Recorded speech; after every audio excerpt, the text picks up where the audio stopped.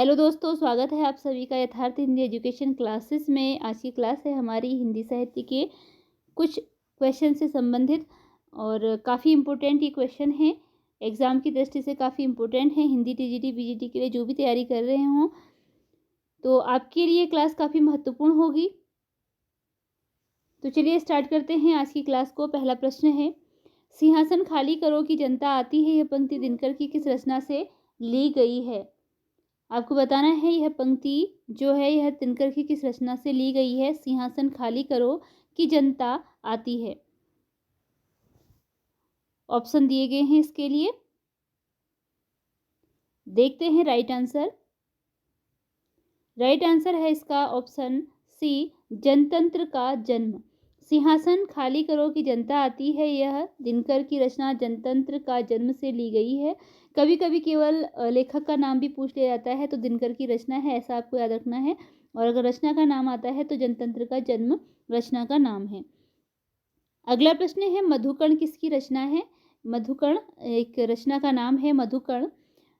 यहाँ पर कुछ राइटर दिए गए हैं, बताना है इनमें से किसकी रचना है मधुकर्ण।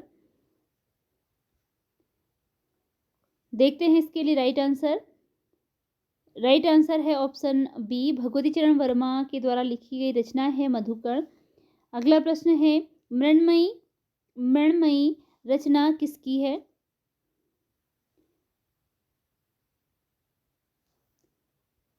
देखते हैं इसके लिए राइट आंसर। मृण्मयी रचना, इसके लेखक हैं ऑप्शन सी, सिया राम शरण गुप्त। सिया राम शरण गुप्त की रचना है मृण्मयी। अगला प्रश्न है, प्रगतिवादी कवियों ने दस्तावेजी कविताएं काफी संख्या में लिखी हैं। प्रगतिवादी कवियों ने दस्तावेजी कविताएं काफी संख्या में लिखी हैं, यह कथन निम्न में से किसका है?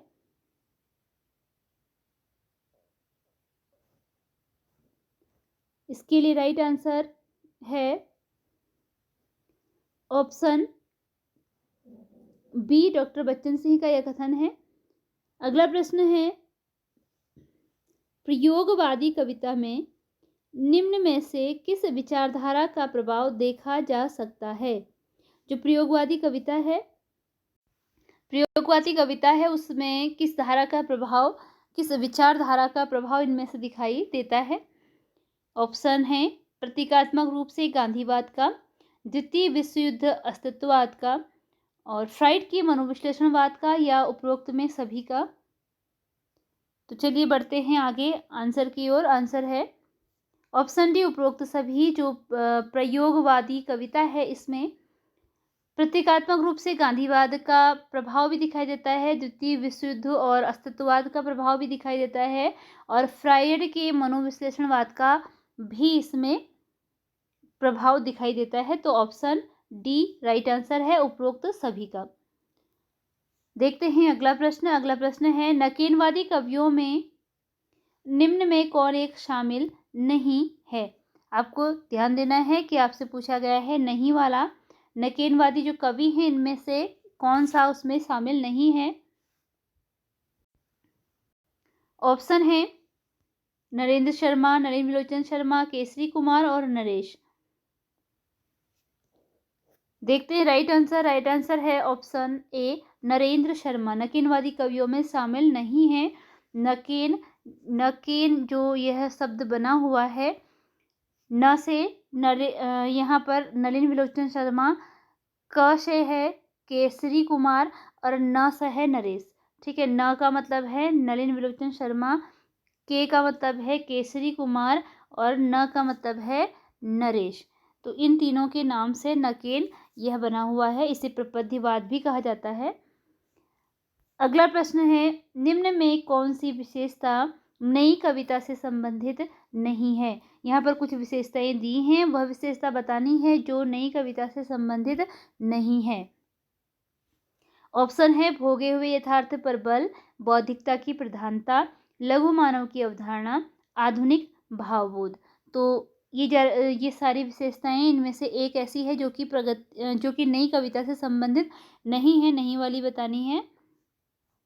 इसके लिए राइट आंसर ऑप्शन बी है, बौद्धिकता की प्रधानता। क्योंकि आपको नहीं वाला आंसर बताना है, इसलिए ये बौद्धिकता की प्रधानता इसमें शामिल नहीं है। इसका अतिरिक्त भोगे हुए यथार्थ पर बल है, ये नई कविता की विशेषता है। लघु मानव की अवधारणा भी नई कविता की विशेषता है, और आधुनिक भावबोध यह भी नई कविता की विशेषता है। अगला प्रश्न है, छाया मत छूना मन। छाया मत छूना मन किसकी रचना है? ऑप्शन है गिरजा कुमार माथुर, नेमीचंद्र जैन, प्रभाकर माचवे और राम विलास शर्मा। राइट आंसर है इसके लिए ऑप्शन ए गिरजा कुमार माथुर। छाया मत छूना मन यह गिरजा कुमार माथुर की रचना है। आगे क्वेश्चन है, निम्न में कौन कवि तार सप्तक में सम्मिलित नहीं है? तार सप्तक में सम्मिलित जो ना हो उस कवि को बताना है। Shamsher Bahadur Singh, Prabhakar Machwe, Nemichandra Jain, Girija Kumar Mathur. Right answer option A है शमशेर बहादुर सिंह यह तार सप्तक के कवि नहीं है। इसके अतिरिक्त तार सप्तक में प्रभाकर माचवे, नेमीचंद्र जैन, गिरजा कुमार माथुर यह सम्मिलित हैं।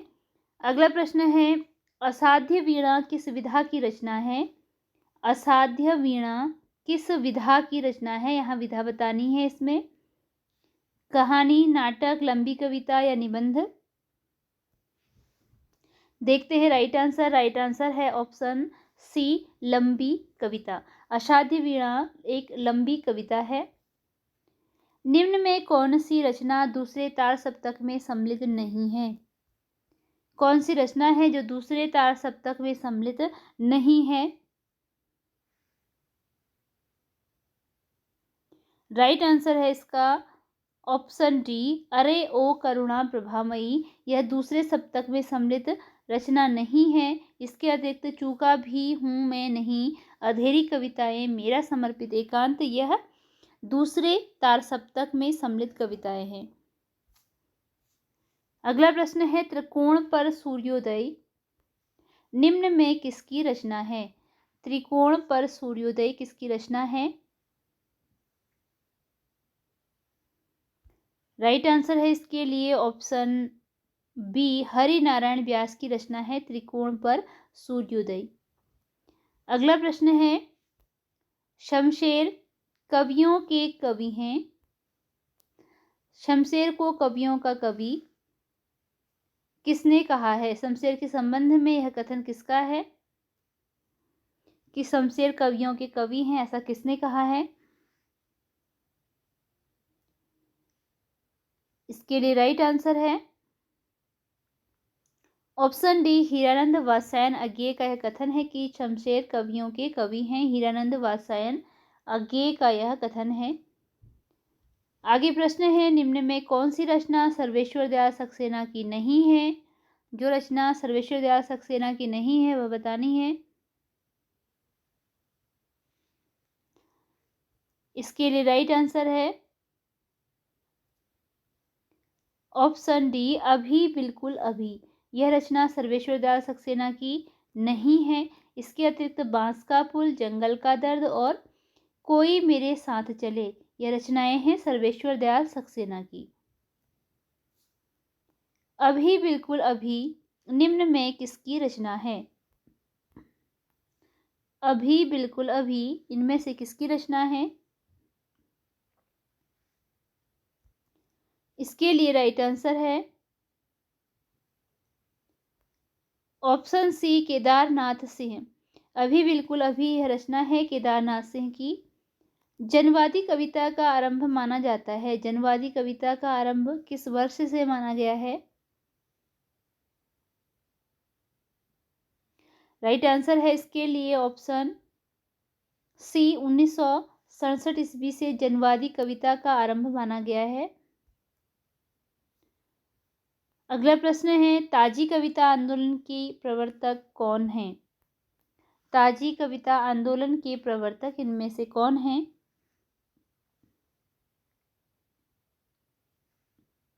राइट आंसर है ऑप्शन बी लक्ष्मीकांत वर्मा। ताजी कविता आंदोलन के प्रवर्तक लक्ष्मीकांत वर्मा हैं। बढ़ते हैं अगले प्रश्न की ओर। अगला प्रश्न है शेर सिंह का शस्त्र समर्पण। यहाँ पर शस्त्र है ये। शेर सिंह का शस्त्र समर्पण किसकी कविता है? ये कविता विधा की रचना है और किसकी यह कविता है बतानी है। शेर सिंह का शस्त्र समर्पण।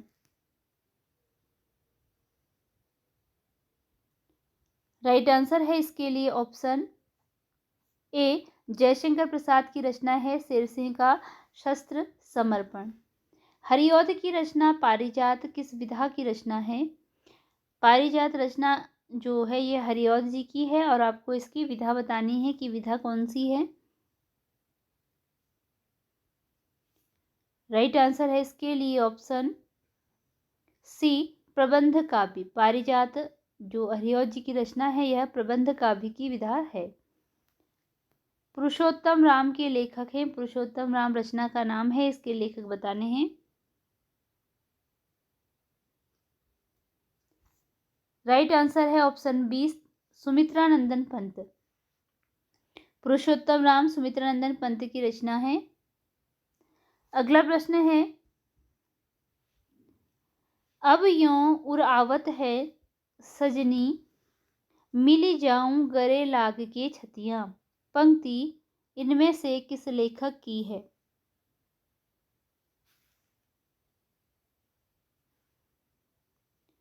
इसके लिए राइट आंसर है ऑप्शन ए, ठाकुर जगमोहन सिंह की यह पंक्ति है।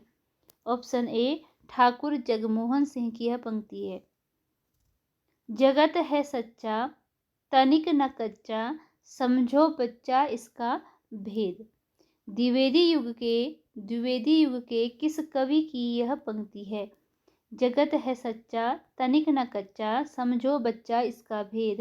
द्विवेदी युग के किस कवि की यह पंक्ति है? राइट आंसर है इसका ऑप्शन डी, श्रीधर पाठक।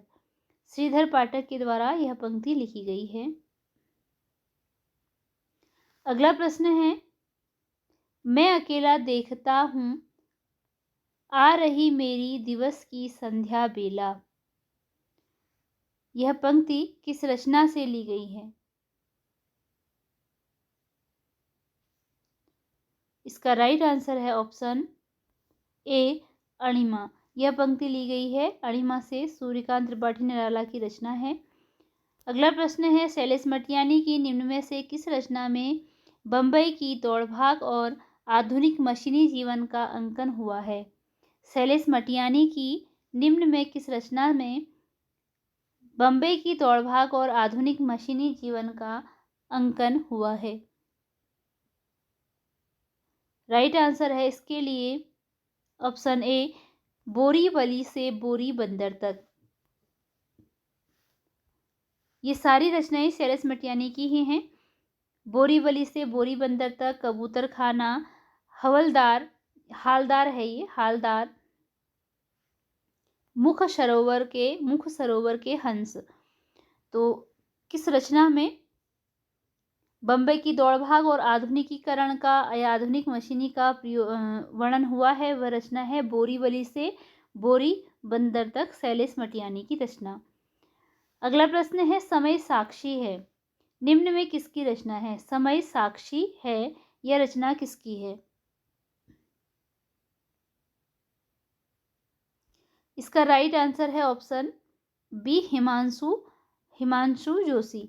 समय साक्षी है रचना हिमांशु जोशी की रचना है। अगला प्रश्न है, आदमी का बच्चा यह उपन्यास है किसके द्वारा लिखा गया है? नरेश मेहता, प्रभाकर माचवे, लक्ष्मीकांत वर्मा और कृष्णचंद्र शर्मा इसमें ऑप्शन है। राइट आंसर है इसके लिए ऑप्शन डी, कृष्णचंद्र शर्मा। कृष्णचंद्र शर्मा के द्वारा लिखा गया उपन्यास है आदमी का बच्चा। अगला है, ना आने वाला कल उपन्यास किसका है? ना आने वाला कल, ना आने वाला कल यह एक उपन्यास विधा की रचना है। किसका उपन्यास है?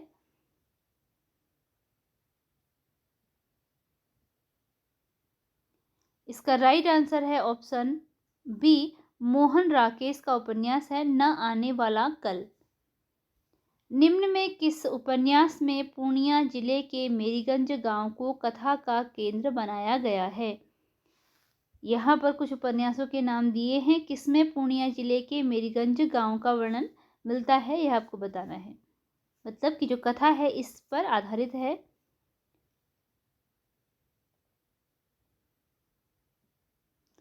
राइट आंसर है इसके लिए ऑप्शन ए, मैला आंचल।